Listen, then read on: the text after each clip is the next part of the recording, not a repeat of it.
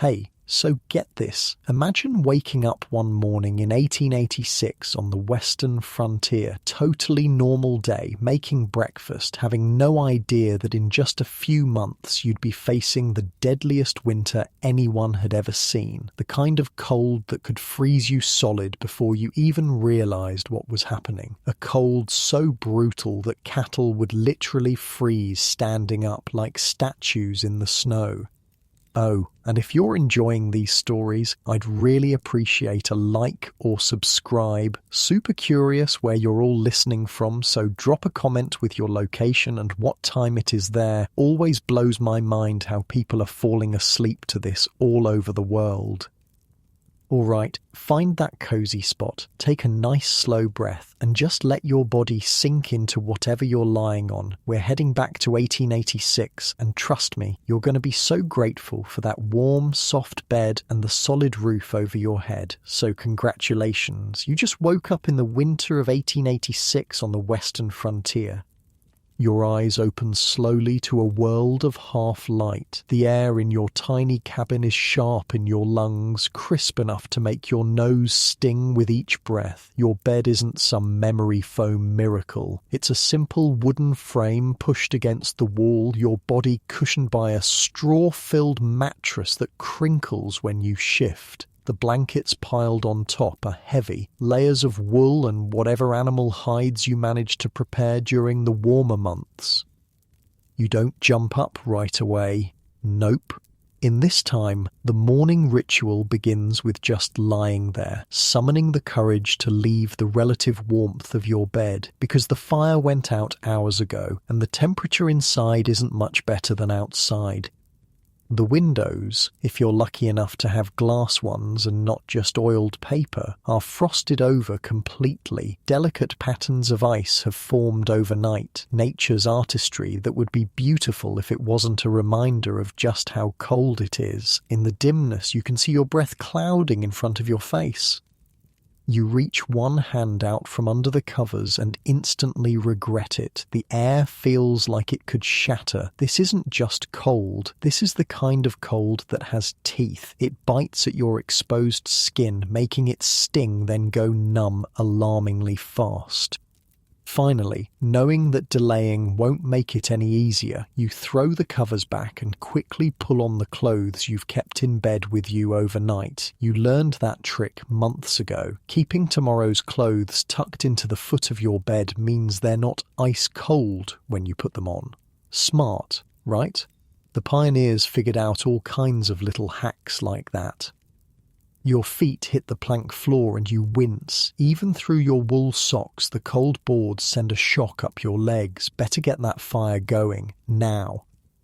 Getting a fire started in the morning was basically a race against frostbite. People didn't mess around. This was survival, not comfort. You hurry to the small iron stove in the corner of your cabin. The ashes from last night are cold, but you've prepared for this. Beside the stove is a small pile of kindling thin strips of wood and perhaps some dried grass or paper if you've got it.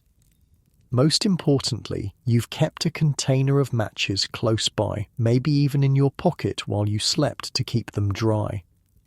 With fingers already growing stiff from the cold, you arrange the kindling, add a few slightly larger sticks and strike a match. The tiny flame seems impossibly fragile against the vast cold of the room, but you cup your hand around it, protecting it like the precious thing it is. One thing about the Wild West winters, they taught you real quick what mattered, and fire was life. The kindling catches and you feel the first wave of relief wash over you. Then you add a few small splits of wood and finally some larger logs. The cast iron stove begins to warm, first just the metal itself, then gradually radiating heat into the room. It'll be a while before the cabin feels anything close to comfortable, but at least now there's hope. But here's where it gets interesting. You're probably picturing logs of firewood, right? And sure, if you lived near forests, that's what you'd use. But across much of the Great Plains, trees were scarce. So you know what people burned instead? Buffalo chips. Yeah, That's exactly what it sounds like. Dried buffalo dung. And when the buffalo were hunted to near extinction, cow chips took their place. Sounds gross to us now, but it was brilliant, actually. Once dried, these chips burned hot and steady without much smell. They were everywhere on the plains, free for the gathering. They could be stored easily, and they were a lifesaver when the nearest tree might be miles away.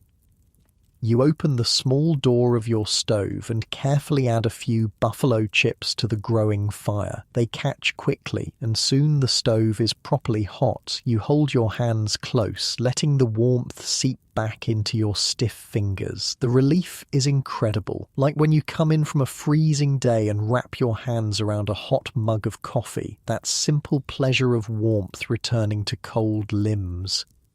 Outside, the world is still dark. The sun won't rise for another hour or so. Winter days are short out here, giving you precious little daylight to get everything done, and there's always so much to do just to stay alive.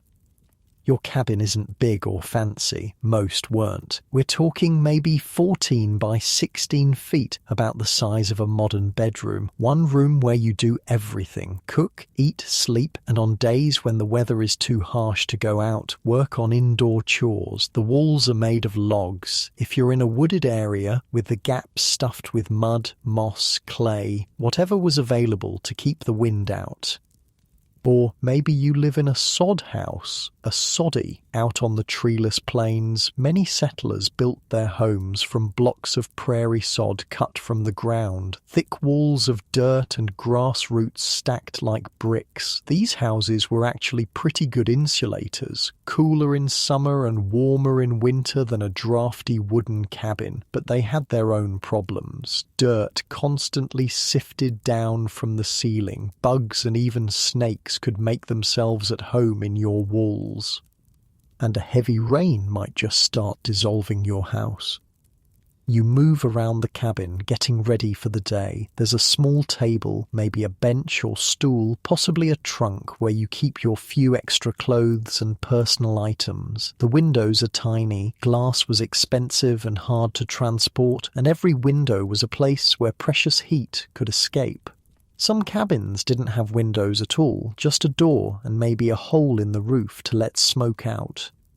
Speaking of which, as your fire really gets going, the cabin begins to fill with a thin haze of smoke. No chimney is perfect, especially not the hastily constructed ones in pioneer cabins. You've gotten used to it though. A little smoke is a fair trade for not freezing to death. The stove is now hot enough to cook on, so you set a cast iron pot on top. Inside is water, probably collected from a nearby stream or melted from snow, and some dried beans that have been soaking overnight. You add a small piece of salt pork, if you're lucky enough to have it, and that's breakfast started. It'll take a while to cook, but that's fine. You've got chores to do. You pull on more layers before heading outside. Staying warm wasn't just about having a big coat, it was about strategic layering. You start with long underwear, what they called long johns, made of wool or flannel. These covered you from ankle to wrist, trapping a layer of warm air against your skin. Next comes a heavy shirt, probably flannel or wool again. Wool was the miracle fabric of frontier life. It keeps you warm even when wet, which is crucial when sweat or snow might be soaking through your clothes. Cotton, on the other hand, was deadly in winter. Once wet, it loses all insulating properties and actually draws heat away from your body. The saying went, "Cotton kills." Over the shirt goes a wool vest, giving your core extra protection, then a thick wool coat or jacket. On your legs, heavy wool trousers, often with a layer of leather chaps over them if you'll be riding. Your feet get several pairs of wool socks and sturdy leather boots, waterproofed with beeswax or animal fat. On your hands, mittens work better than gloves for keeping fingers warm. Each finger helps warm the others instead of being isolated. And finally, a hat. Enormous amounts of body heat escape through your head, so settlers never went bareheaded in winter. A wool hat pulled down over your ears was standard. For those who could afford it or make it themselves, fur was even better than wool. Beaver, rabbit, buffalo, these natural insulators kept animals warm through the harshest conditions and could do the same for humans. A fur-lined coat and hat could mean the difference between life and death in a blizzard. And speaking of blizzards, that's what you're worried about today. The sky has that strange, heavy look that old-timers had learned to recognize. A storm is coming. You step outside and the cold hits you like a physical force. It's not just the temperature, though that might be 20 below zero, it's the wind. Out on the plains, there's nothing to break that wind. No hills, no forests, just flat land stretching for miles. The wind gathers speed and strength, cutting through layers of clothing like they're nothing. Your first job of the day is caring for whatever livestock you have, maybe a cow for milk, a few chickens, hopefully a horse or mule. These animals are not just farm equipment or food sources, they're your partners in survival. You depend on each other. The small barn or lean-to where they shelter isn't much warmer than outside, but at least it blocks the wind. The animals have huddled together overnight, using each other's body heat to stay warm. Their breath rises in clouds, and the smell of hay and manure is almost pleasant compared to the sterile emptiness of the winter air. You break the ice that's formed on their water trough, it might be inches thick, and refill it with water you've carried from the well or stream. Then you give them hay or whatever feed you've managed to store up. If you're running low, you might need to give them less than they want. It's a hard calculation. Keep them healthy enough to survive, but make the feed last until spring. As you work, your fingers and toes begin to ache with cold despite your layers. This isn't the mild discomfort of a chilly day. This is the early warning of frostbite. You know not to ignore it. People who didn't respect the cold lost fingers, toes, ears, noses. You've seen it happen to neighbours, seen the blackened flesh that never heals right. So you head back inside to the blessed warmth of your stove. Your breakfast has been simmering all this time, filling the cabin with the rich smell of beans and pork. You eat quickly, standing by the stove. The hot food warms you from the inside out, giving you energy for the hours ahead. Outside, the wind is picking up, driving tiny particles of snow and ice that sting when they hit exposed skin. You need to prepare for what's coming. Winter storms on the frontier weren't just inconvenient, they were lethal. The blizzard of January 1887 was one of the worst. 16 inches of snow fell in as many hours. The temperature dropped to 46 degrees below zero in some places. The wind whipped the snow into drifts that could completely bury a house. People got lost trying to reach their barns from their back doors. Think about that. Just a few yards from safety, but in the blinding white, with no landmarks visible, they wandered in circles until the cold took them. They found bodies in the spring, sometimes just feet from their own homes. So, you know not to take chances. You string a rope from your cabin door to the barn, a lifeline to follow when visibility drops to zero. You bring in extra firewood or buffalo chips, piling them by the stove. You check your food supplies, mentally calculating how long you could last if the storm keeps you snowbound for days or even weeks. And then you wait. There's a strange, heavy silence that comes before a big snow, like the world is holding its breath. The birds have gone quiet. They've either fled south long ago or they're hunkered down, conserving energy. Even the wind seems to pause. Then it begins. First, just a few flakes drifting down lazily, but soon the snow is coming fast and thick, driven sideways by the wind that's found its voice again. It howls around the corners of your cabin, finding every tiny crack and gap in the walls. Little drifts of snow form on the inside windowsills. You add more fuel to the fire, building it higher than you normally would. Heat is life now. The temperature outside is dropping rapidly as the storm intensifies. By nightfall, it might be 30 or 40 below zero, cold enough to freeze exposed skin in minutes. Inside, you light a candle or an oil lamp. The flickering light creates a small circle of warmth that feels incredibly precious against the howling darkness outside. You make a simple dinner, more beans, maybe some cornbread if you have the ingredients. Then you prepare for a long night. Sleep won't come easy with the wind screaming around your cabin. It sounds almost alive, angry, looking for a way in. You pile every blanket you own onto your bed. Maybe you heat rocks in the fire, wrap them in cloth and tuck them under the covers to create pockets of warmth. It's an old trick, but an effective one. As you lie there, listening to the storm, you realize something important. Out here, nobody survives alone. The people who make it through are the ones who look out for each other. You think about your nearest neighbours, maybe a mile or two away. Are they prepared? Do they have enough firewood, enough food? When the storm breaks, you'll check on them if you can. That's just what people did. Communities came together, sharing resources, knowledge, and labour. Barn raisings, harvests, house buildings. These were community events where everyone pitched in. The same spirit saw people through winters. If someone ran out of food or fuel, others shared what they had, not out of charity, but because they knew next time it might be them needing help. And that was the true secret to surviving the brutal cold of the Wild West. The warmth of human connection. People innovated, adapted, and endured incredible hardships, but they rarely did it alone.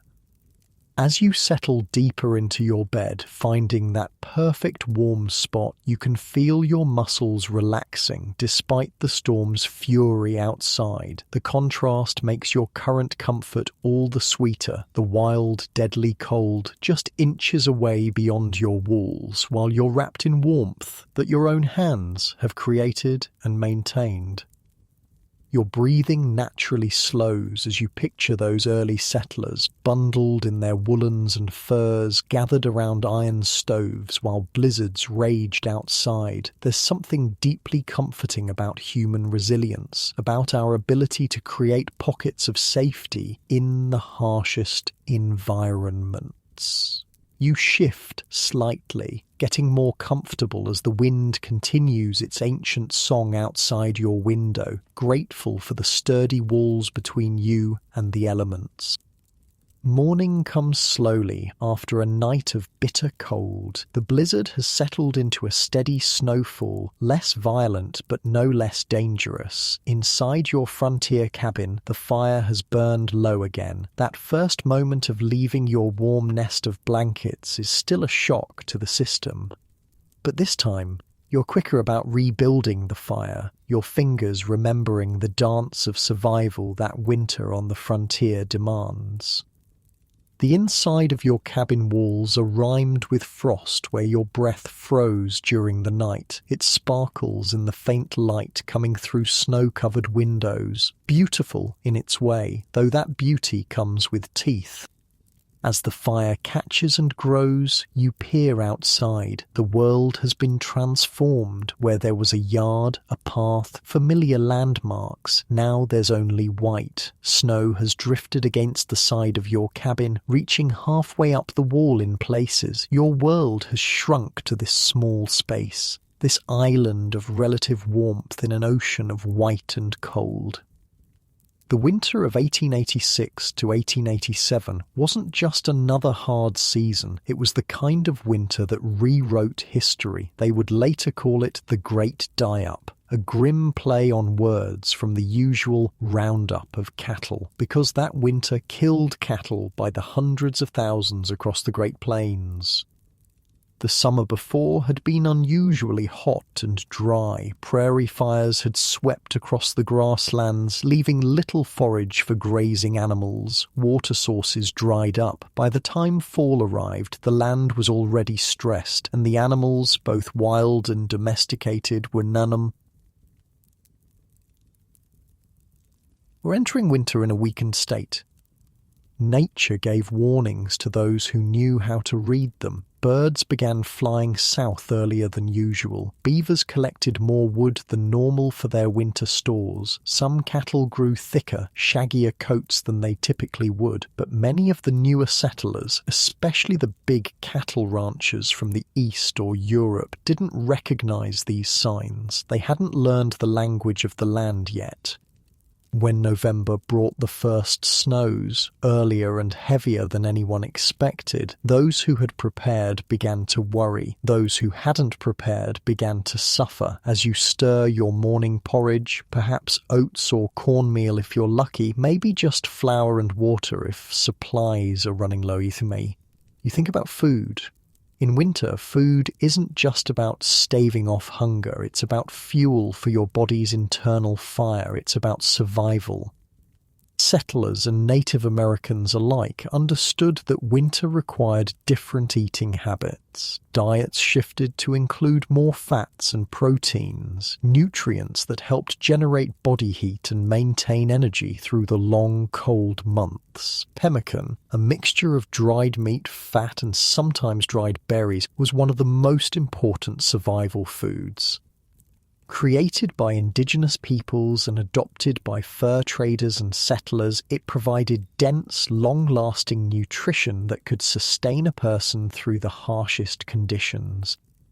Your own winter stores might include preserved meats, salt pork, smoked venison, dried beef, root vegetables like potatoes, turnips and carrots stored well in root cellars or, in a pinch, buried in straw-filled boxes under your bed where they wouldn't freeze. Dried beans, corn and flour were staples. Dried fruits provided rare sweetness and vital nutrients.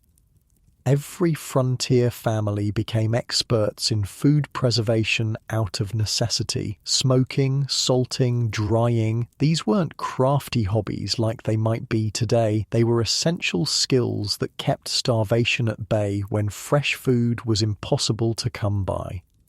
The fire is blazing now, warming the small space of your cabin. You add a chunk of precious coffee to a pot of water if you have it. The bitter drink was worth its weight in gold during winter, not just for the warmth, but for the burst of energy it provided. If coffee is too scarce, you might make tea from pine needles. Not delicious, but rich in vitamin C, and helpful for preventing scurvy when fresh fruits and vegetables are long gone. Outside, the livestock need tending despite the weather. You bundle up layer by layer, creating a cocoon of warmth around your body before facing the onslaught of cold. The clothing that protected people during frontier winters wasn't just functional, it was ingenious. Let's look at it piece by piece, from the inside out. Next to your skin, you wear long underwear, what they called long johns. These weren't the lightweight thermals we have today. They were thick, often made of wool or flannel, covering you from ankle to wrist. They might be one piece, a union suit with a button-up flap in the back, or two separate pieces. Either way, they created that first essential layer of insulation around your body. The fabric of your long johns matters enormously. Cotton was actually dangerous in winter. Once wet from sweat or snow, it loses all insulating properties and draws heat away from your body. Wool, on the other hand, maintains most of its insulating ability even when wet. It also naturally wicks moisture away from the skin, keeping you drier and therefore warmer. Over your long johns goes a shirt, probably flannel or wool again. Women might wear a heavy dress with multiple petticoats for extra layers. Men often added a wool vest, providing another layer of warmth for the vital organs in your core. Then comes a heavy coat or jacket. Wool was common, but fur was better if you could get it. Buffalo coats were prized for their incredible warmth. Bearskin, beaver, rabbit all made excellent winter wear. A good fur coat could last decades if properly cared for. On your legs, men wore heavy wool trousers, sometimes with an extra layer underneath in the coldest weather. Cowboys often added leather chaps, not the decorative kind you might see in rodeos today, but practical coverings that protected against wind, brush, and cold. The warmest chaps were woolies made from Angora goat hides with the fur still on. These shaggy chaps could help a rider withstand hours in the saddle during freezing conditions. Your feet get special attention because frostbite often attacked extremities first. Multiple pairs of wool socks, then sturdy leather boots waterproofed with beeswax or animal fat. Some people used foot wraps instead of or in addition to socks, pieces of cloth strategically wrapped around the feet for insulation. Hands were protected by mittens rather than gloves when possible, since keeping your fingers together allowed them to share warmth. The best mittens had fur on the outside and wool on the inside, with long gauntlets that extended up the forearm to prevent snow from getting in at the wrist. And finally, the hat. Enormous amounts of body heat escape through your head, so no one went bareheaded in winter. Fur hats with ear flaps were ideal. Some people added a wool scarf wrapped around the lower face and neck, creating a sort of primitive balaclava. Fully dressed for winter, a frontier settler looked a bit like a walking bundle of furs and wool. It wasn't pretty or convenient. Layers made movement awkward, and fine manual tasks became difficult with mittened hands, but it kept you alive. You finish dressing and brace yourself for the blast of cold as you open your cabin door. Even expecting it, the intensity is shocking. The air is so cold it feels solid, like you're pushing through it rather than moving in it. Your breath freezes instantly, tiny ice crystals forming in your beard or on your scarf.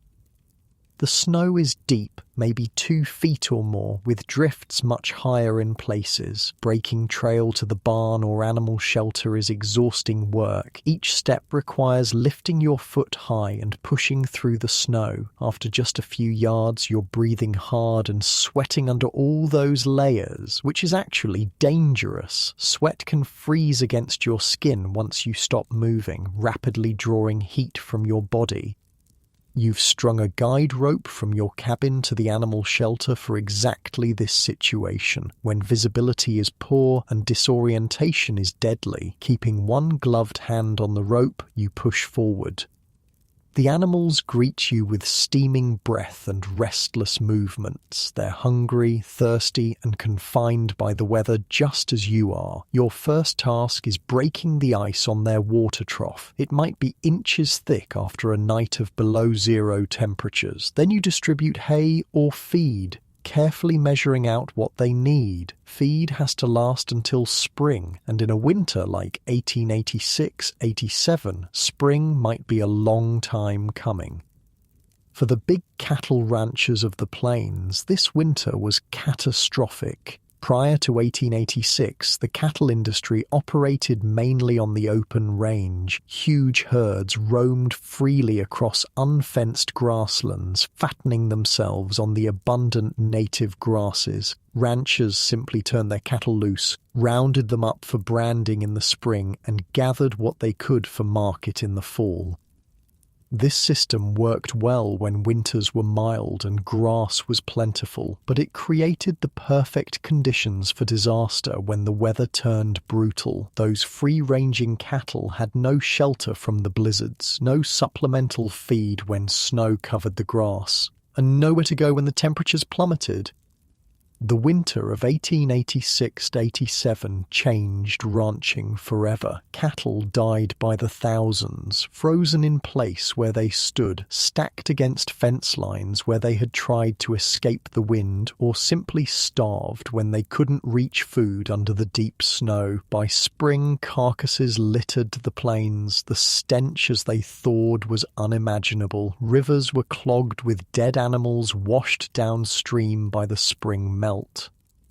Ranchers who had been worth fortunes in the fall found themselves bankrupt by spring. Theodore Roosevelt, who owned a ranch in the Dakota Territory, lost over half his herd and described his losses as crippling. The era of the open range was over. After this winter, ranchers who stayed in business kept smaller herds, grew their own hay for winter feed, and built fenced pastures and shelters.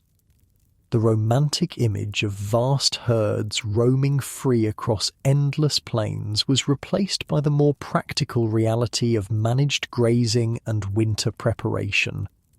You finish tending the animals and make your way back to the cabin, again following the lifeline of your guide rope. The physical labor has warmed you, but also tired you. Winter is exhausting. Every task takes more energy, more planning, more care. Back inside, you shed your outer layers, hanging them near, but not too near, the stove to dry. Any moisture from snow or sweat needs to evaporate before you wear them again. The middle of winter days pass in a cycle of necessary tasks, keeping the fire going, melting snow for water if your well or stream is frozen or inaccessible, perhaps doing indoor repairs or crafts, mending harnesses, making candles, knitting warm socks, preparing food, checking on animals, and always watching the sky, the wind, the subtle signs that tell you what the weather might do next. Winter changed daily routines dramatically. People scheduled essential outdoor chores for the warmest part of the day, usually between 10 a.m. and 2 p.m. Heavy labor was minimized to conserve energy when food might be limited. Travel was curtailed except in emergencies. But winter also created a different kind of community. Isolated in their cabins or farms, settlers couldn't physically gather as often, but they became more interdependent. If someone ran low on food or fuel, neighbors shared what they had. After storms, people checked on one another, sometimes digging through snowdrifts to reach buried cabins. For many Native American tribes, winter was traditionally a time of community gathering, storytelling, and passing down cultural knowledge. Extended families would camp together, sharing resources and protection. The Winter Count, a pictorial history of the tribe recorded on buffalo hide, would be brought out and new events added, connecting each generation to those that came before. Winter also required mental adaptations. The short days, long nights, and social isolation could lead to what settlers called cabin fever, restlessness, irritability, and sometimes more serious depression or even psychosis. Those who thrived developed strategies to keep their minds engaged: reading, crafts, music, games, and storytelling. The early afternoon brings a subtle change in the weather. The constant snowfall begins to taper off, and occasionally the cloud cover thins enough to allow watery sunlight to filter through. It's not exactly a break in the storm, but it's a brief respite. You take advantage of the slightly improved conditions to check your immediate surroundings, the condition of your cabin's roof under the weight of snow, any drifts that might be blocking necessary paths, the state of your woodpile or fuel supply.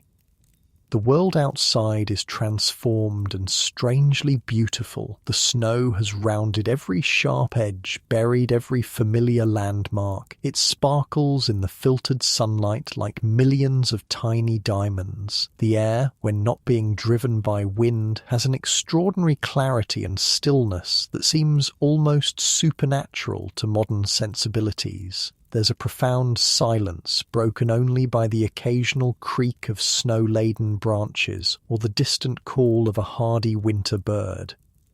It's beautiful, yes, but beauty in winter could be deadly if it lured you into complacency. Many settlers described the hypnotic effect of certain winter conditions, the peace and beauty that made them want to rest, just for a moment, in the snow. But giving in to that urge often meant never getting up again. The cold would dull your senses, slowing your heart and breathing until you simply drifted from sleep to death. So you admire the transformed landscape quickly, then return to the safety of your cabin. Inside, you add more fuel to the fire and consider dinner. Winter meals were often stews or soups that could simmer all day, making the most of limited ingredients and providing hot, filling nourishment. Perhaps you're making a bean soup with a small piece of salt pork for flavour, or a stew of preserved meat and root vegetables. Bread or biscuits would be baked near the fire. If you have lard or tallow, rendered animal fat, that would be spread on the bread, calorie-dense fuel for your body's internal furnace. The short winter day is already fading toward dusk. You light a candle or an oil lamp, its small flame creating a circle of golden light that feels incredibly precious against the gathering darkness outside. Artificial light was scarce and valuable on the frontier. Candles were often homemade from tallow or beeswax. Oil for lamps might be whale oil, kerosene, or rendered animal fat. These lights were used sparingly, only when necessary for tasks that couldn't be done by firelight. As evening deepens into night, you bank the fire in your stove, arranging the coals and partially burned wood, then covering them with ashes so they'll smoulder slowly all night without needing to be constantly tended. It's a skill that takes practice to perfect, but it means the difference between waking to a cabin that's merely cool and one that's freezing with a completely dead fire.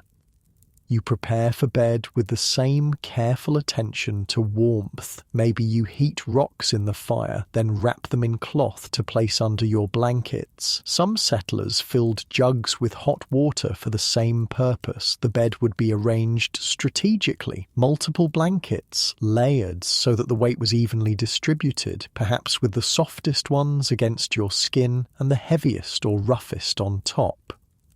As you settle in for the night, your thoughts might turn to spring. It seems impossibly distant in this frozen world, but you know it will come eventually. The snow will melt, the grass will green, life will return to the dormant landscape. That hope, that certainty of eventual change, helped generations of settlers endure winters that tested the limits of human resilience. They survived not just through physical preparation and adaptation, but through the mental fortitude that allowed them to see beyond the immediate hardship to the renewal that would follow. You pull the blankets up to your chin, feeling the pleasant weight of them pressing you gently into the mattress. The cabin is quiet, except for the occasional pop or shift of the fire in the stove. Outside, the wind has picked up again, but its howl seems distant and unimportant now that you're wrapped in layers of warmth. Your body feels heavy with the honest fatigue of a day spent in the business of survival. Each muscle gradually releases its tension as you breathe slowly and deeply. There's a profound satisfaction in having met the challenges of another winter day, having kept the fire burning, the animals fed, your small space of safety intact against the vastness of cold outside. As your breathing slows naturally, you gaze at the faint orange glow of the banked fire visible through the cracks in the stove door. That small light is a beacon of human ingenuity and perseverance, the ability to create warmth and safety even in the most hostile environments. You shift slightly, finding that perfect comfortable position, feeling your shoulders drop and your jaw relax as the quiet darkness of a frontier night settles around you like a familiar friend.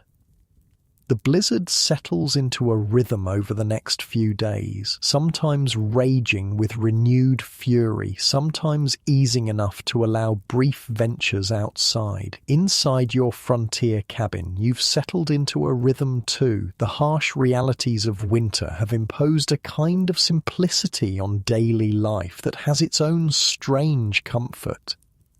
Morning comes with the now familiar routine, the shock of cold air as you leave your warm bed, the careful rebuilding of the fire, the layers of clothing, the trek to care for animals, the constant never-ending vigilance against the cold that waits just outside your walls, patient and hungry.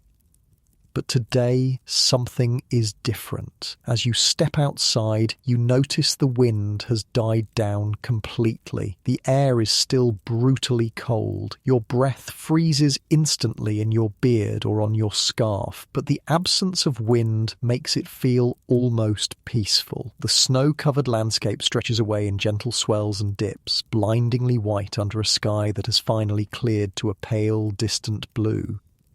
In this moment of relative calm, you decide to check on your nearest neighbours. In the isolated homesteads of the frontier, neighbours might be miles apart, but the bonds between them were often stronger than in more populated places. Winter survival depended on community as much as individual preparation.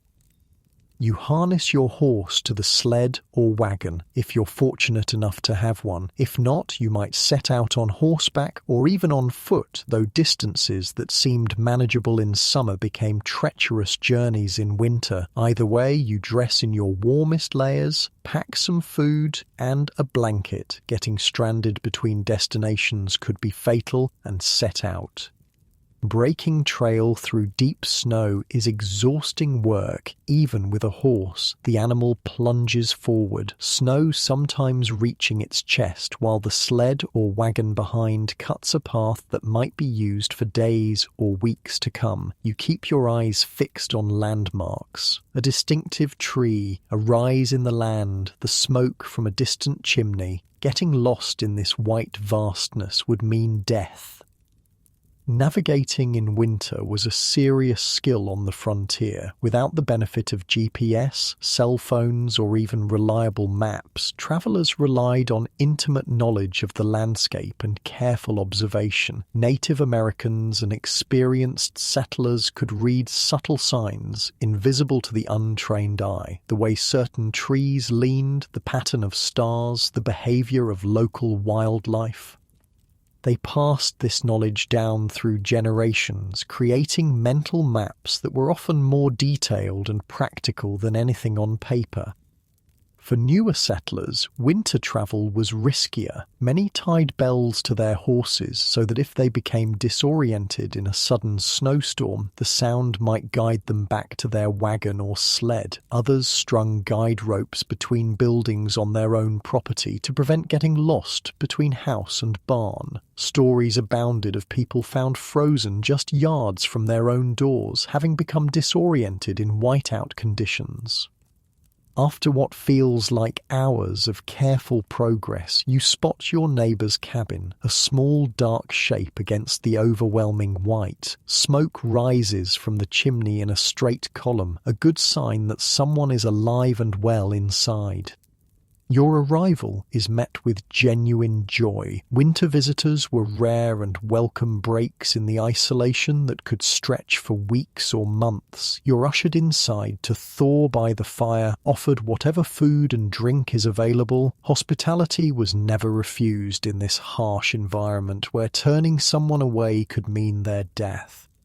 The conversation turns, as it inevitably did in winter, to survival. How are the food stores holding out? Is there enough feed for the livestock? Has anyone been sick? What news, if any, has filtered in from more distant communities?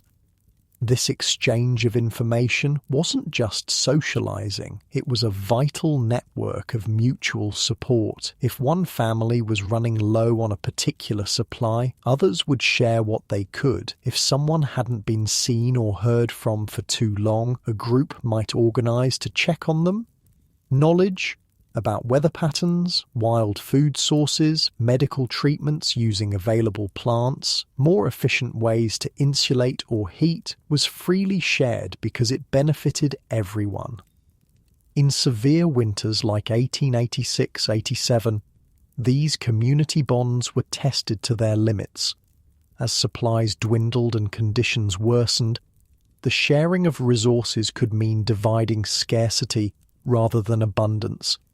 Yet numerous accounts from the period describe extraordinary acts of generosity.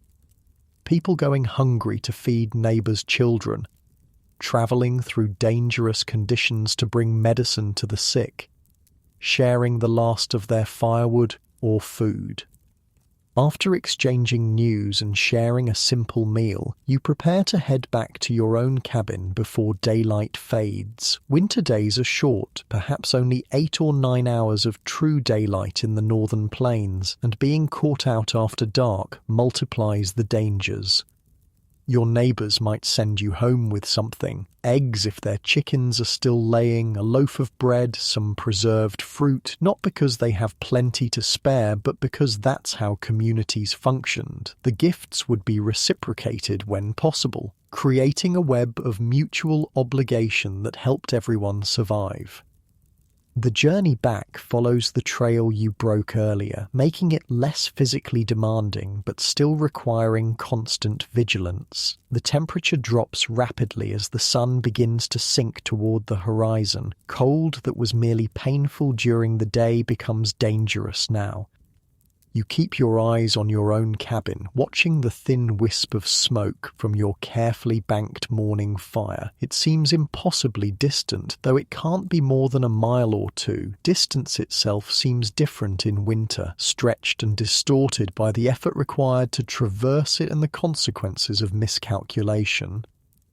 The sky is changing colour as you finally reach home, pale blue deepening to indigo, with the western horizon painted in brief, spectacular streaks of orange and pink. Winter sunsets on the plains could be breathtaking, the pure cold air creating colours more vivid than summer's hazy warmth. But you don't linger to admire it. Beauty is secondary to warmth and safety now. Inside your cabin, the fire has burned low but not out. You feed it carefully, coaxing the embers back to flames with kindling and then larger pieces of wood or buffalo chips. The simple act of building a fire, something humans have done for tens of thousands of years, takes on almost sacred significance in winter. It's not just comfort, it's life itself. As feeling returns to your cold-numbed fingers and toes, a painful process of prickling and burning that old-timers called the screaming memes, you reflect on the different ways various people survived winter on the frontier. Native American tribes had centuries of accumulated knowledge about winter survival, adapted specifically to their local environments. The Plains tribes like the Lakota, Cheyenne, and Blackfeet used teepees that were remarkably well suited to harsh winters. Though made of buffalo hide, rather than the solid walls we might associate with winter protection, a properly constructed teepee was surprisingly warm. The conical shape and central fire created excellent ventilation, drawing smoke up and out while minimizing heat loss. The outer cover could be raised or lowered depending on conditions, and an inner lining created an insulating airspace while also preventing drafts. In the coldest weather, the bottom edge would be banked with snow for additional insulation. Teepees could also be taken down and moved quickly if game migrations or weather made a change of location necessary. The Plains tribes also adapted their entire way of life to the seasonal cycle. Many followed the buffalo herds in summer and early fall, then wintered in sheltered river valleys where wood was available and the worst of the wind was blocked. Their winter camps were community affairs, with extended families and groups camping together for mutual support and protection. For European settlers, winter survival strategies depended partly on where they came from. Scandinavian immigrants, already familiar with harsh winters, brought techniques like double wall construction, where two wooden walls were separated by a layer of insulating material. German settlers introduced cast-iron stoves that were more efficient than open fireplaces, radiating heat evenly while using less fuel. Those who came from milder climates had a steeper learning curve. There are heartbreaking accounts of families from England, Italy, or the American South who weren't prepared for the intensity of plains winters. Some died, others survived only through the intervention of more experienced neighbours who taught them essential skills. One of the most remarkable winter dwellings was the dugout, literally a home dug into the side of a hill or into the ground itself, with an earthen roof supported by salvaged timber. These homes looked primitive, but were actually excellent at maintaining a constant temperature. The thick earth walls kept heat in during winter and stayed cool in summer. Many families lived in dugouts while gathering materials for more conventional homes, but some chose to remain in them for years because of their practical advantages.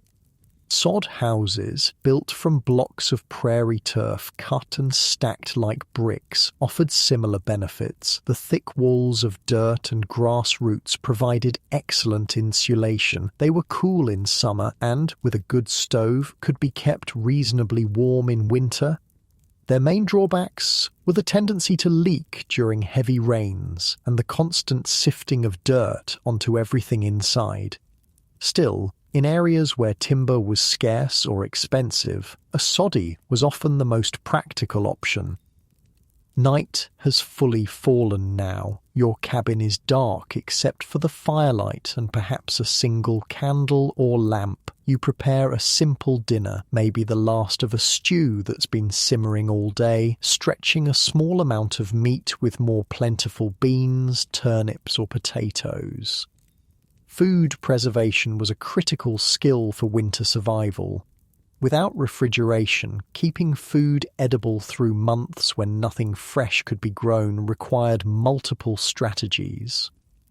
Smoking meat was one of the most effective methods. A properly smoked ham, bacon, or beef could last for months without spoiling. The smoking process involved first curing the meat with salt to draw out moisture, then hanging it in a smokehouse where it absorbed preservative compounds from slowly burning hardwood. The result was not only preserved, but often delicious.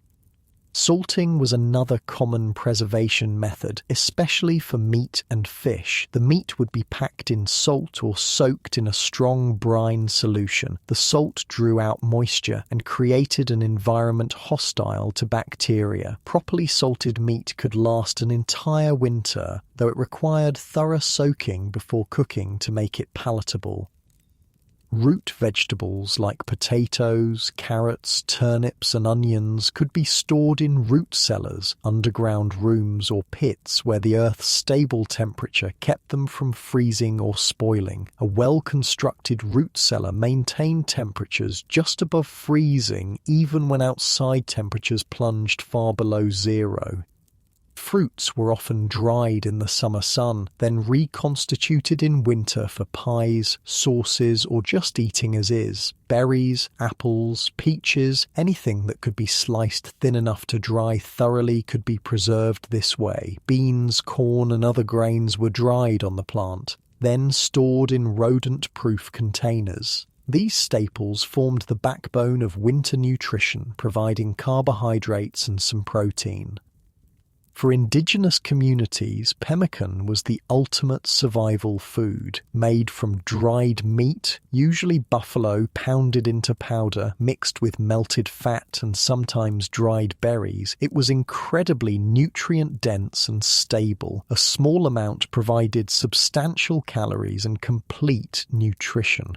It was so effective that European fur traders and explorers adopted it, and similar preserved meat products are still used today by military forces and wilderness adventurers.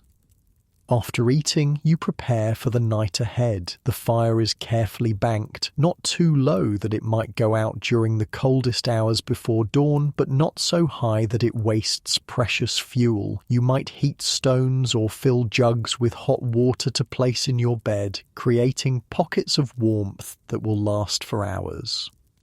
The nighttime routine included careful attention to security. Doors were barred not just against unlikely human intruders, but against the more common threat of desperate predators seeking warmth or food. Windows were shuttered or covered with blankets to prevent heat loss. Then came perhaps the most important winter survival tactic of all: rest. The human body burns calories to maintain core temperature. In extreme cold, this energy expenditure increases dramatically. Adequate rest was essential to conserve energy and maintain health through the long months of winter.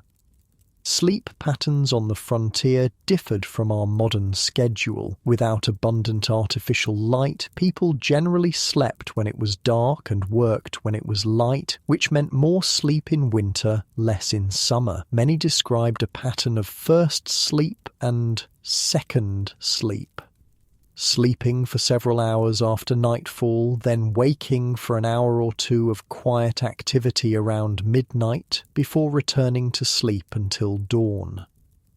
This biphasic sleep pattern appears in records from many pre-industrial societies and may actually be more natural for humans than our modern expectation of a single, uninterrupted night's sleep. In winter, it allowed people to check and feed fires during the coldest part of the night without having to fully wake from deep sleep. As you settle into your bed, pulling heavy blankets up around your shoulders, your mind might drift to spring. It seems impossibly distant, but experience has taught you it will come eventually. The snow will melt, the grass will return, the birds will sing again.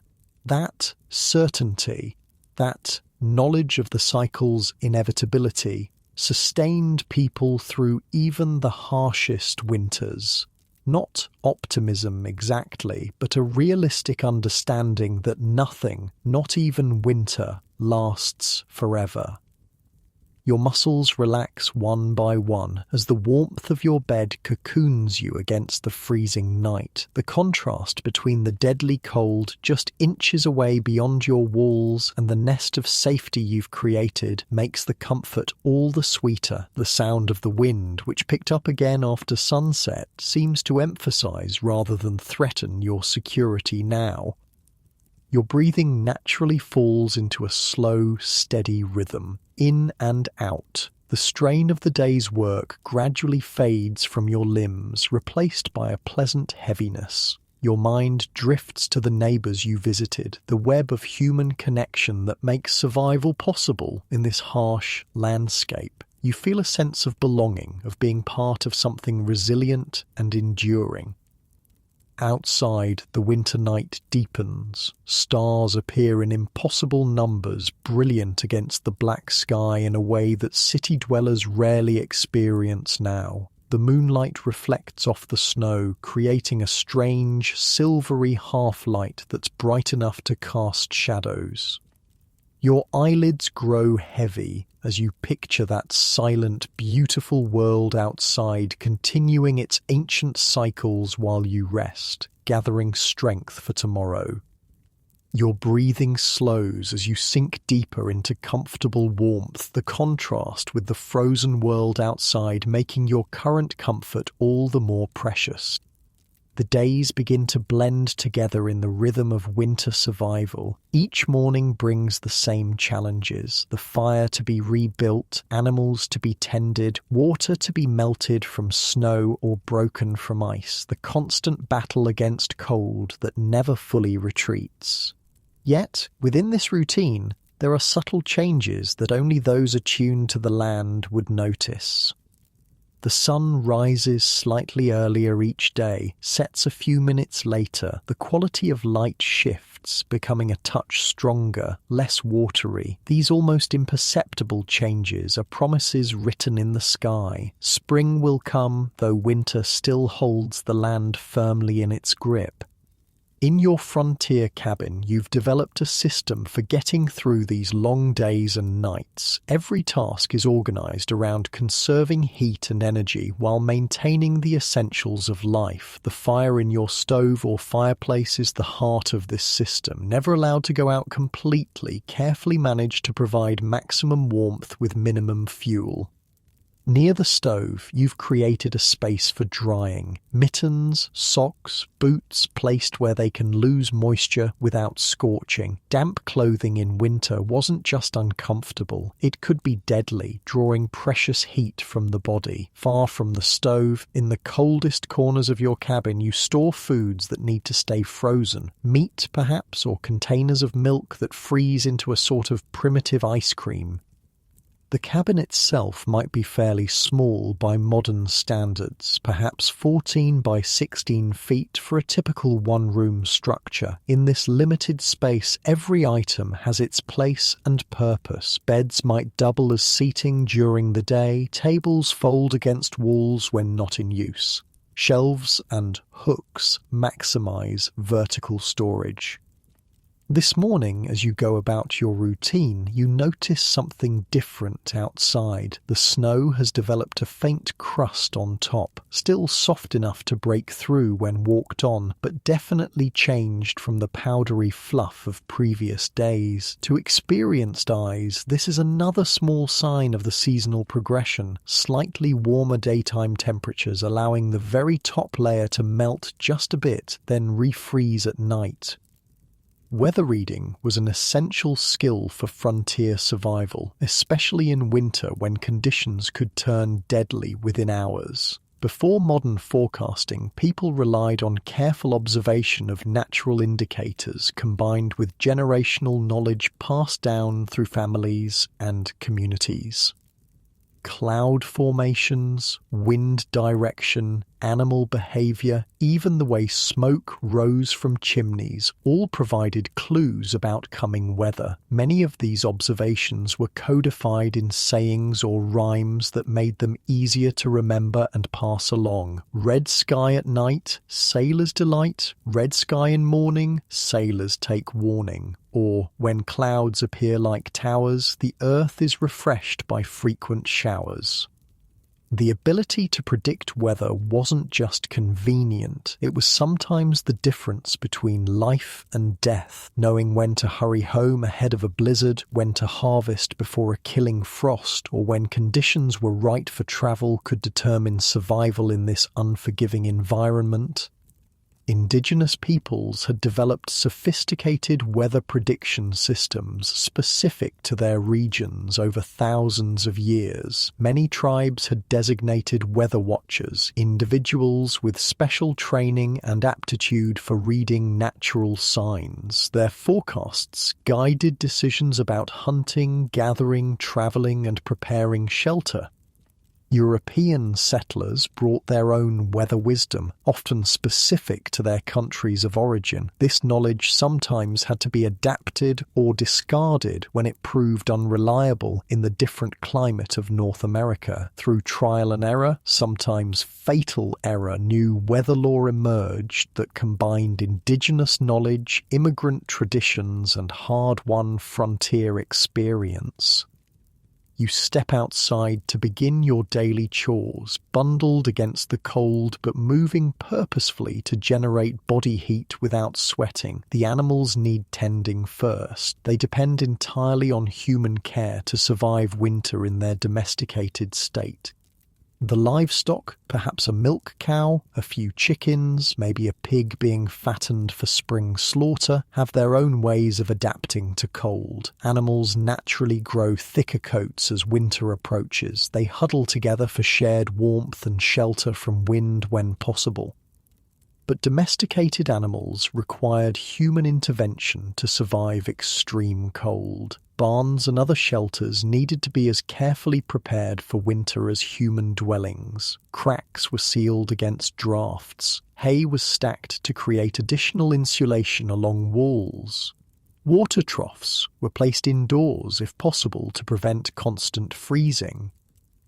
The winter of 1886-87 was particularly devastating for livestock, especially cattle on the open range. The combination of drought the previous summer, early heavy snows and record-breaking cold created conditions that even the hardiest animals couldn't survive without help.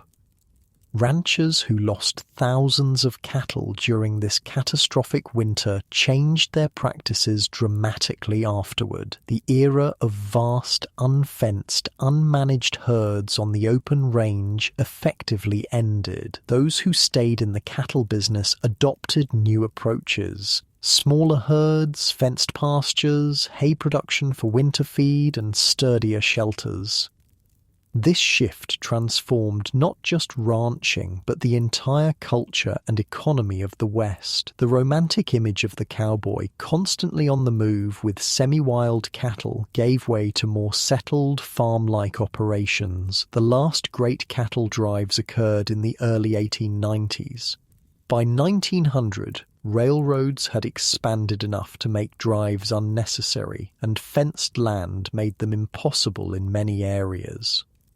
As you finish caring for your animals, you glance at the sky, reading the signs for today's weather. The clear, brittle blue suggests continued cold, but there's a high, thin layer of clouds moving in from the west that might bring changes later. For now, it's safe enough to tackle an outdoor project you've been putting off, perhaps repairing a damaged fence, cutting more firewood, or clearing snow from a pathway.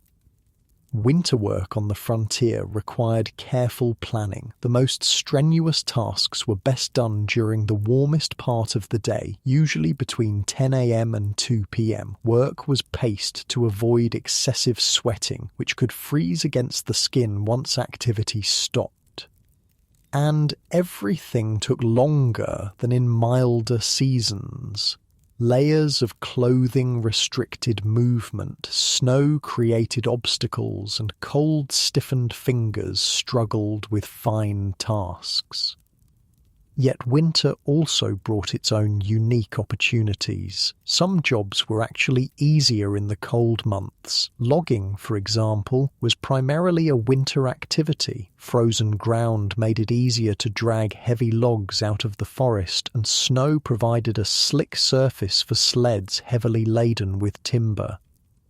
Ice harvesting was an essential winter industry in the era before refrigeration. Workers cut blocks from frozen lakes and rivers, then stored them in specially built ice houses packed with sawdust or straw for insulation. These ice blocks would last well into summer, providing cooling for food preservation and even luxury items like ice cream. Winter was also prime time for trapping. Animal furs were at their thickest and most valuable during the cold months. For some frontier families, the income from winter trapping made the difference between subsistence and modest prosperity.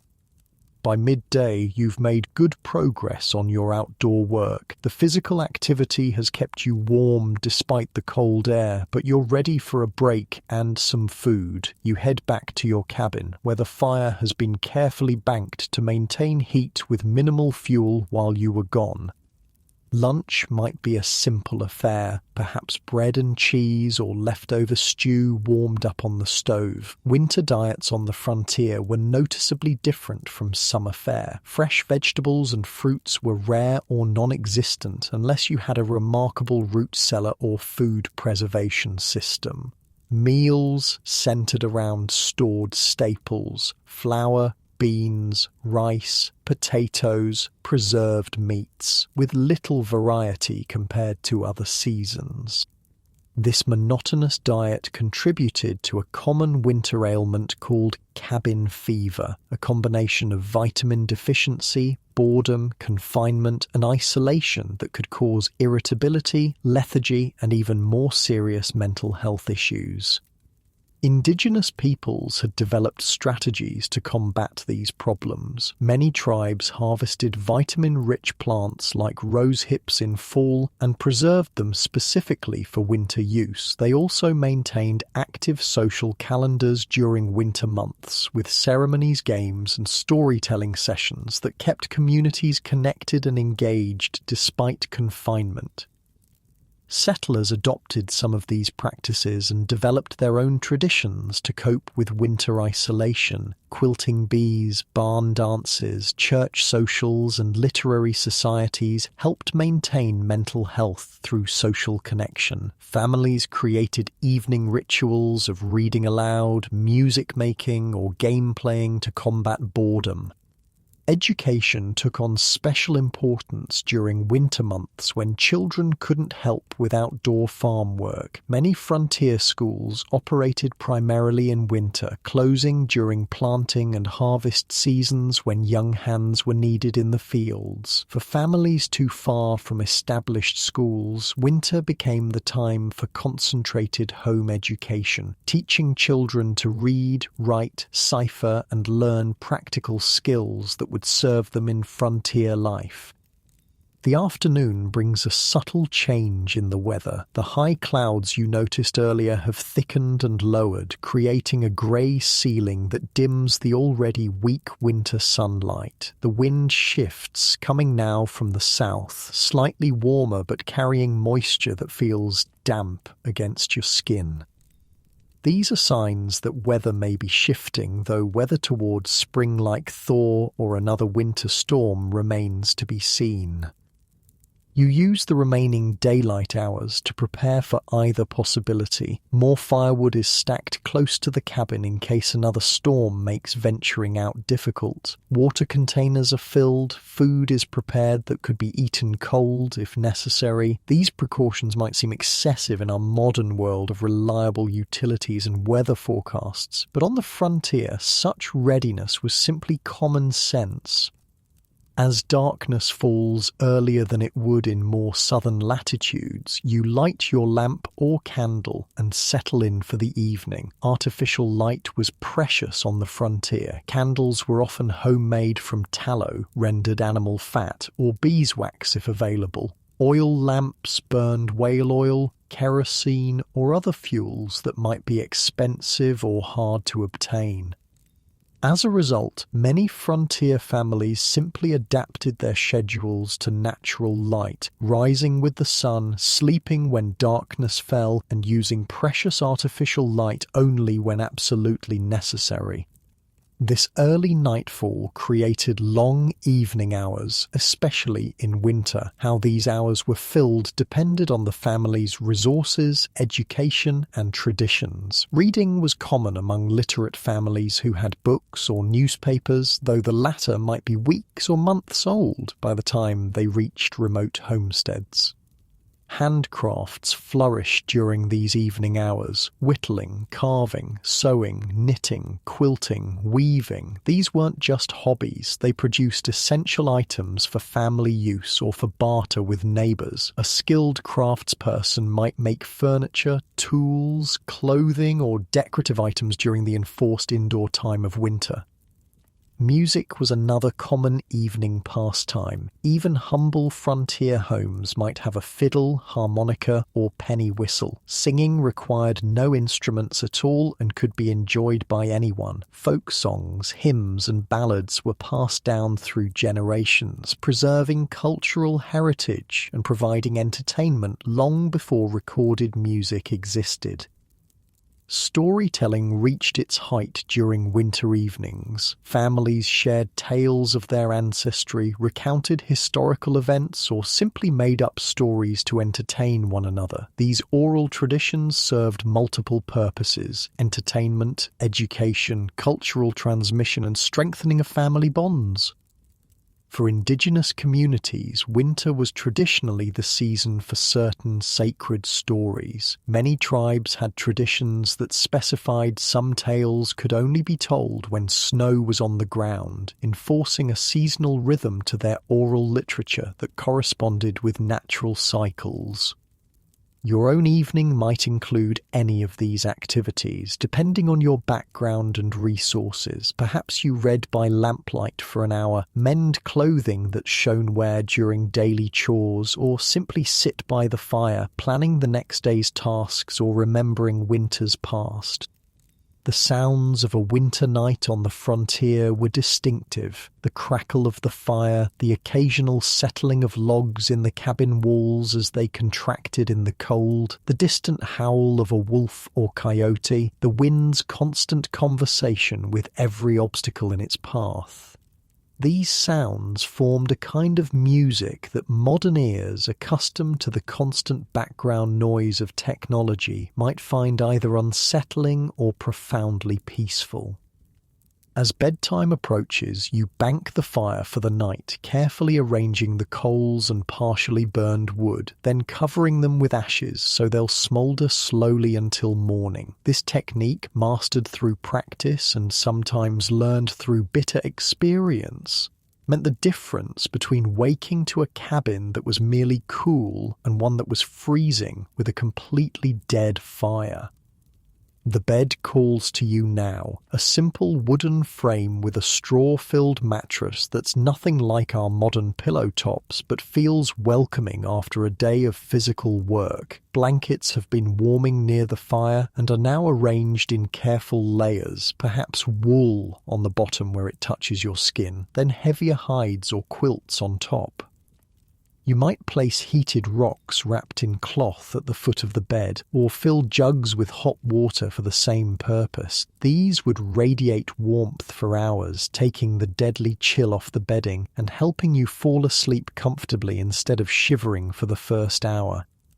Sleep came differently on the frontier, without electric lights, television, or the internet to disrupt natural circadian rhythms. People generally fell asleep more quickly after dark and woke more naturally with dawn. Winter brought longer sleep periods that balanced the shorter, more active days of summer. This natural rhythm, following the seasons rather than fighting them, may have contributed to overall health despite the physical hardships of frontier life.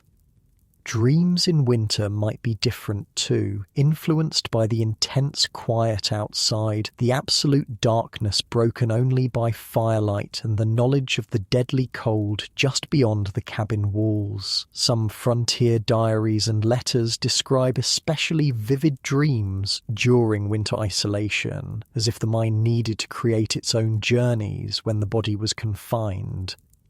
As you settle deeper into your bed, pulling the heavy blankets up to your chin, you're aware of the contrast between your warm cocoon and the freezing world outside. There's something profound in this juxtaposition, the fragility of human life against the vast indifference of winter, yet also the remarkable ingenuity that allows you to create comfort in such hostile conditions. Your body feels pleasantly heavy, each muscle releasing the day's tension as you breathe slowly and deeply. The stresses of survival, the constant vigilance, the physical labor, the need for careful planning fade for these few hours of rest. Tomorrow will bring its own challenges, but for now, there is just this moment of peace. Outside, the night deepens. Perhaps snow begins to fall again, silent, gentle flakes that accumulate without the violent wind of a true blizzard. Or maybe the sky clears, revealing stars in numbers that modern city dwellers can scarcely imagine, their cold light reflecting off the snow in a luminous glow that makes midnight brighter than many modern afternoons. Your breathing naturally slows as you sink deeper into comfort. The cabin creaks softly as it settles in the cold, a sound so familiar it's become a lullaby of sorts. You shift slightly, finding that perfect position where every limb is supported and warm. A yawn escapes, your jaw relaxing as the quiet darkness wraps around you like an old friend. The weight of the blankets presses you gently into the mattress, a comforting pressure that reminds you of safety in this wild, cold land. Days pass in the steady rhythm of winter survival. Outside your frontier cabin, the landscape remains transformed by snow and ice, but subtle changes are beginning to appear for those who know how to read them. The quality of light shifts minutely each day, growing stronger, lingering a bit longer. The snow develops different textures as temperatures fluctuate, sometimes forming a hard crust that bears weight, sometimes softening into wet heaviness that clings to boots and clothes. These are the first whispers of spring, though winter's grip remains firm. On the frontier, these transitional weeks could be some of the most challenging of the entire year. Food stores, carefully rationed through the coldest months, might be running low. Humans and animals alike grew weary of confinement, and the weather itself became unpredictable. Bitter cold snaps alternating with brief thaws that turned snow to treacherous mud before freezing again. This morning, you wake to an unfamiliar sound, a steady dripping from the eaves of your cabin. The temperature has risen overnight, climbing just above freezing for the first time in weeks. Outside, the snow has developed a glazed, wet surface that reflects sunlight with almost painful brightness. The air feels different too, still cold, but with a dampness that hints at change. For people who had survived the brutal winter of 1886-87, these first signs of thaw brought complicated emotions. Relief, certainly. The deadly cold was loosening its hold, but also anxiety about what they would find as the snow melted. How many cattle had survived? Were fences and outbuildings still standing? What damage would be revealed when frozen ground thawed into spring mud? For the cattle barons who had dominated the Western economy before this catastrophic winter, the thaw would reveal the full extent of their losses. Theodore Roosevelt, who owned a ranch in the Dakota Territory during this winter, later wrote, "The losses were crippling. For the first time, I've been utterly unable to enjoy a visit to my ranch." He lost over half his herd and more than half his investment.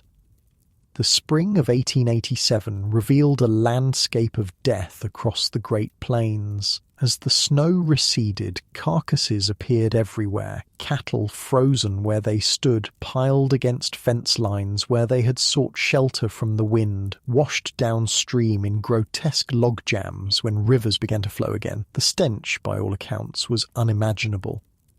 This single winter changed the entire course of Western development. The open range era essentially ended. The cattle industry transformed from one based on free-ranging, minimally managed vast herds to smaller, fenced operations with winter feeding and shelter. Land use patterns shifted, economic power realigned.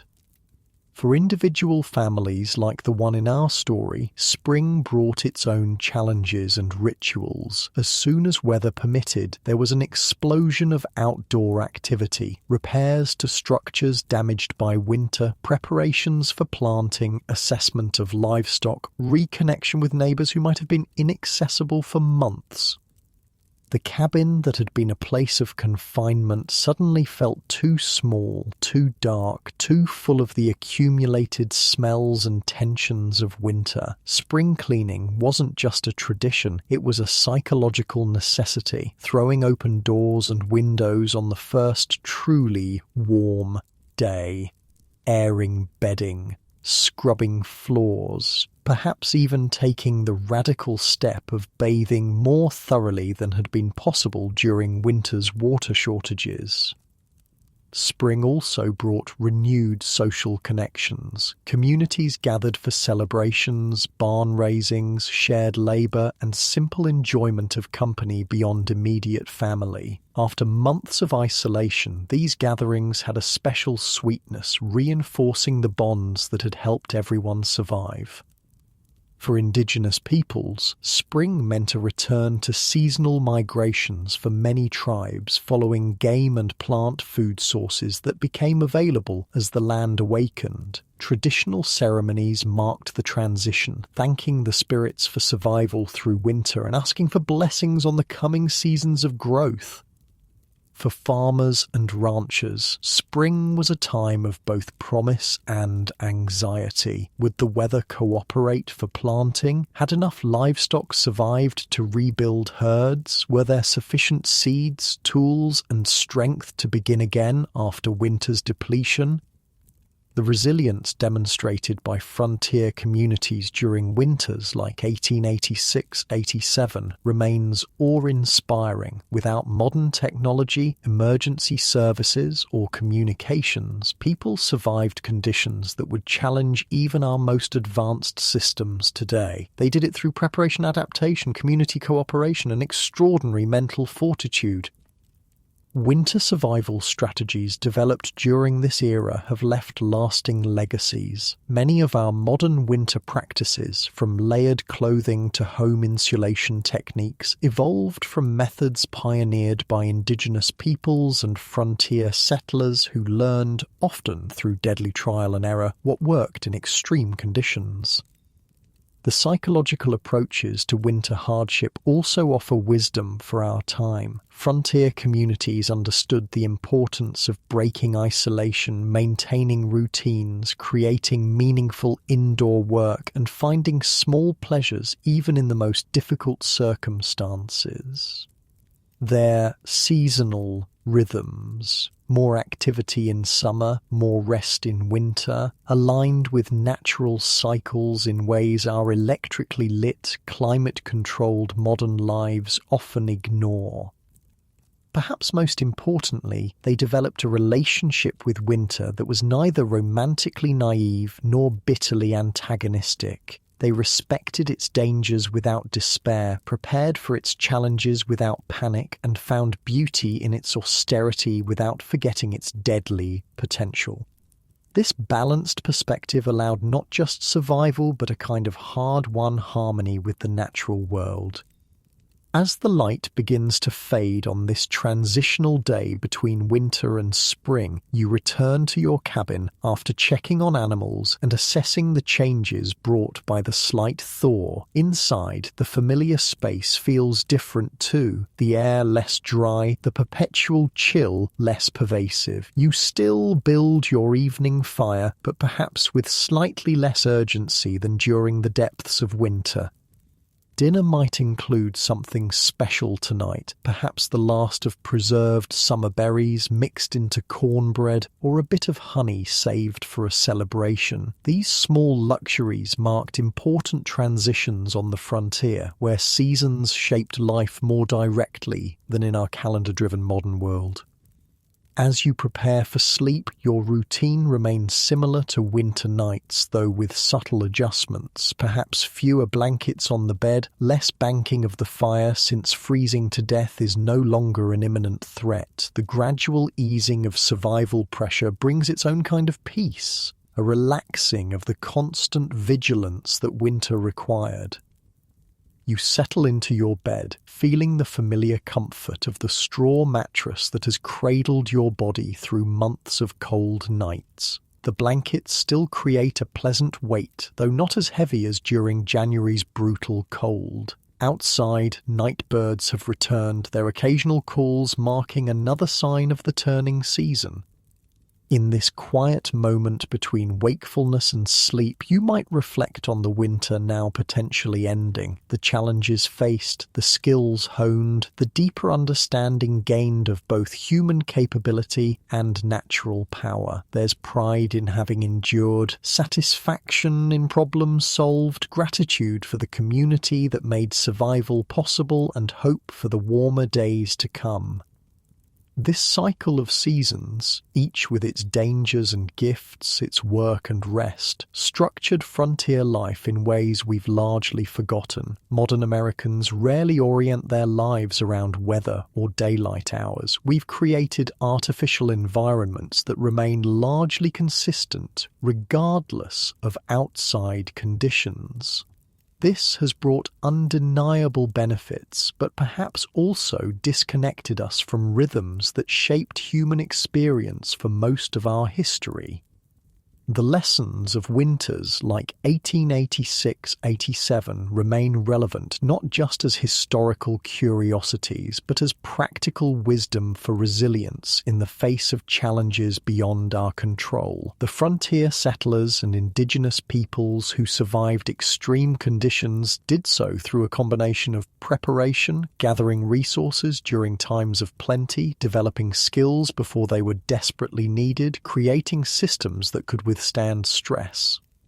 Adaptation, changing practices based on local conditions rather than clinging to familiar but unsuitable methods, learning from experience and observation, remaining flexible when circumstances changed. Community, sharing knowledge, resources and labour, checking on vulnerable members, maintaining social connections despite physical isolation, understanding that individual survival depended on collective well-being. Mental fortitude, developing routines that supported psychological health, finding meaning in hardship, maintaining hope without denying reality, balancing acceptance of conditions with active problem solving. These same qualities serve us well in facing our own contemporary challenges, though they take different forms in our changed world. As you lie in your frontier bed, these reflections might drift through your mind like the lazy smoke from your banked fire, but gradually the day's physical work and the room's gentle warmth begin to overcome conscious thought. Your breathing slows and deepens naturally.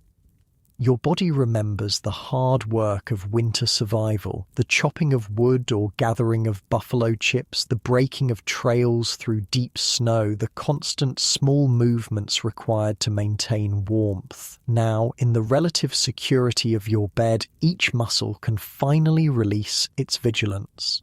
Starting with your feet, a pleasant heaviness spreads upward through your body. Your toes, which have spent months curled against cold floors and frozen ground, can now uncurl and relax completely. The soles of your feet, tough from work but sensitive to the contrast between cold and warmth, now rest comfortably against the bed. Your ankles, which have stabilized you through snow and ice all winter, can release their tension. The heaviness moves up into your calves and knees, legs that have carried you through drifts and storms now able to rest fully. Your thighs, powerful muscles that have worked so hard for so long, can surrender to the supporting mattress beneath them. Your hips and lower back, often strained by winter's awkward movements and heavy lifting, settle more deeply into the bed. Each vertebra seems to sigh with relief as it aligns naturally, supported perfectly. Your abdomen relaxes, the breath moving easily now without the tension of cold or fear to constrict it. Deep, slow breaths come naturally, each one carrying you further into comfort. Your chest expands and contracts in a steady rhythm, the heart beating strong but calm within. Your shoulders, which have carried so many literal and figurative burdens through the winter, can finally release completely. They broaden and soften, sinking into the bed beneath you. Your arms grow heavy at your sides, hands that have stayed clenched against cold, now able to open, fingers uncurling into restful positions. The back of your neck lengthens slightly as tension melts away. Your jaw, often tight from cold or concentration, softens. Your tongue rests easily in your mouth, your lips relax, and the tiny muscles around your eyes release their watchfulness. Even your scalp, which has been covered against cold for months, can relax now, sending pleasant tingles across the surface of your head.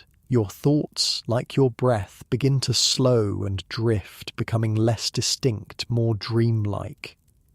The sounds around you, perhaps the occasional crackle from the stove, the distant call of returning spring birds, the soft settling of the cabin itself, become part of a gentle background that cradles rather than interrupts your descent towards sleep.